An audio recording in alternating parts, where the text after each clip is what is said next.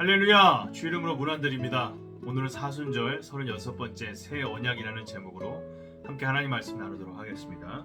오늘 본문은 마가복음 14장 12절에서 25절까지의 말씀입니다. 무교절의 첫날 곧 유월절 양 잡는 날에 제자들이 예수께 여짜오되 우리가 어디로 가서 선생님으로 유월절을 잡수시게 예비하기를 원하시나이까 하며 예수께서 제자 중에 둘을 보내시며 가라사대 성내로 들어가라 그리하면 물 한 동이를 가지고 가는 사람을 만나리니 그를 따라가서 어디든지 그에 들어가는 그 집주인에게 이르되 선생님의 말씀이 내가 내 제자들과 함께 유월절을 먹을 나의 객실이 어디 있느냐 하시더라 하라.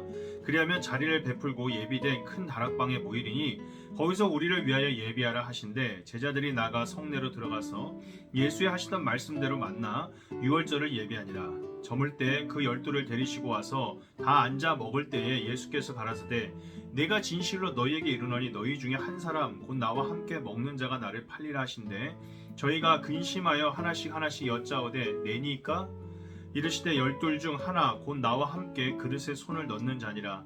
인자는 자기에게 대하여 기록된 대로 가거니와 인자를 파는 그 사람에게는 화가 있으리로다.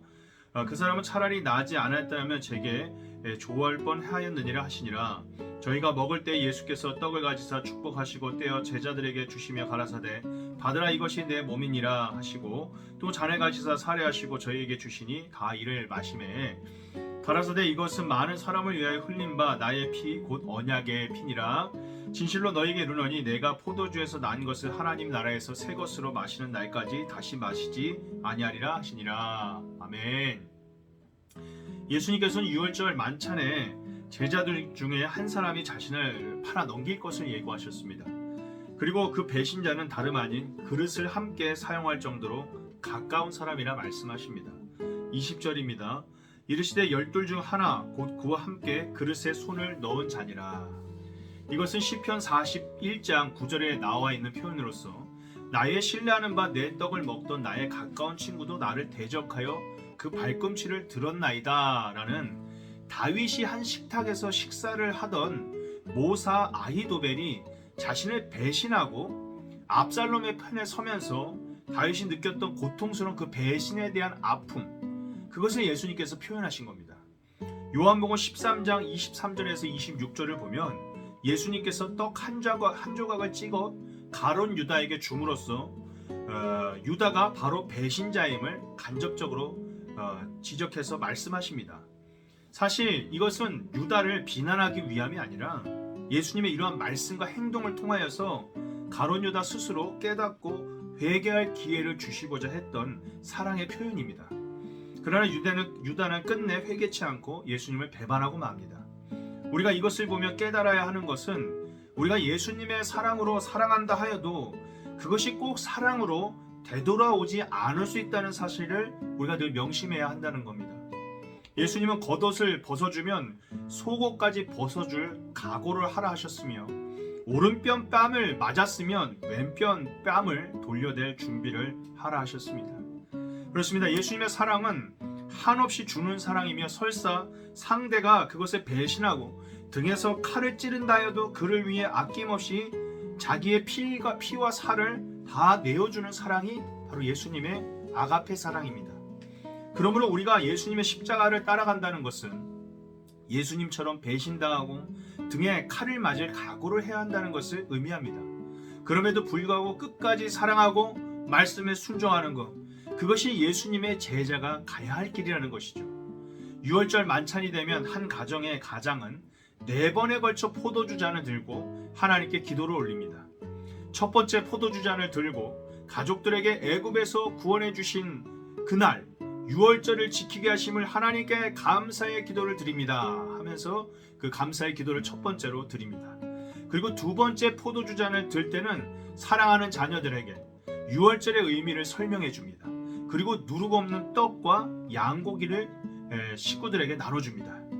예수님은 바로 이 두 번째 포도주 잔을 들 때 오늘 본문 14장 22절에 보면 축사하시고 제자들에게 떡을 떼어 주십니다. 그리고 가장이 세 번째 포도주 잔을 들고 죽음의 사자로부터 구원해 주신 하나님께 감사의 기도를 올려드립니다 하면서 감사의 기도를 드립니다. 그리고 예수님도 이 세 번째 포도주 잔을 드실 때 뭐라고 고백을 하셨냐면 마가복음 14장 24절에 이것은 많은 사람을 위하여 흘리신 바 나의 피 곧 언약의 피니라 하고 세 번째 포도주 잔을 드시며 언약의 피를 선포하신 겁니다. 그리고 6월절 만찬이 이루어지는 가정에서의 가장이 네 번째 포도주 잔을 들 때는 하나님께서 자신들을 하나님의 백성으로 삼아주신 것에 감사하며 찬송을 올려드립니다. 감사 찬송을 올려드려요. 그리고 이때 예수님도 네 번째 포도주 잔을 드시고 나서 마가복음 14장 30절에 보면 제자들과 함께 찬미하고 감람산으로 나아가십니다. 예수님께서는 6월절에 만찬을 통하여서 어린 양과 누룩 없는 떡을 모든 사람들을 위해 십자가에서 희생할 자신의 몸이라고 선포하셨습니다. 그리고 세 번째 포도주 잔을 드셨을 때 이것은 예수님께서 죄와 사망에서 모든 사람을 구원하시기 위한 당신이 흘려야 할 언약의 피라고 말씀하십니다. 오늘의 동일한 6월절 만찬을 다루고 있는 누가복음 22장 20절을 보면 이것에 대해서 새 언약이라는 표현을 씁니다. 과거 구약에서는 짐승의 피를 잡아 짐승을 잡아 피를 뿌림으로 하나님과 이스라엘 간에 언약을 맺었습니다. 이때 뿌려진 피로 하나님은 이스라엘의 하나님이 되시고 이스라엘은 하나님의 백성이 되었습니다. 하나님께서는 이스라엘에 언약법을 주셨고 그 언약법을 지켜 행하면 그들이 제사장, 나라가 되고 거룩한 하나님의 소유된 백성이 될 것을 약속하셨습니다. 그러나 이스라엘은 하나님의 법을 멀리하고 우상 숭배에 빠져 하나님의 언약을 파기하고 말았습니다. 그때마다 하나님은 이스라엘 백성들에게 당신의 선지자를 보내셔서 그들의 죄악에 대해 회개할 것을 촉구하셨으나 그들은 끝까지 회개하지 않았고 오히려 하나님의 사람들을 때리고 잡아 죽였습니다. 그래서 이스라엘은 하나님의 심판을 받아 결국 이방 국가들의 침략으로 역사적으로 수차례 망하고 고난을 당했습니다. 그리고 하나님은 이제 새 언약을 신약에 와서 우리에게 주셨습니다. 그것은 하나님의 사랑과 은혜로 하나밖에 없는 아들 예수님의 십자가 보혈로 모든 죄를 사하시겠다는 새 언약이었습니다. 구약에서는 하나님께서 이스라엘을 대표하여 12지파와 함께 언약을 맺으셨다면 이제 마가복음에서 예수님께서는 새 이스라엘을 대표하는 12명의 제자들과 함께 자신의 십자가 보혈로 새 언약을 맺으셨습니다. 그러므로 이제 누구든지 십자가의 예수님 앞에 회개하고 예수님을 진심으로 믿기만 하면 하나님께서는 그것을 들으시고 그의 죄를 용서하시며 그들로 하여금 말씀에 따라 행하는 주의 백성으로 삼으신다고 하셨습니다.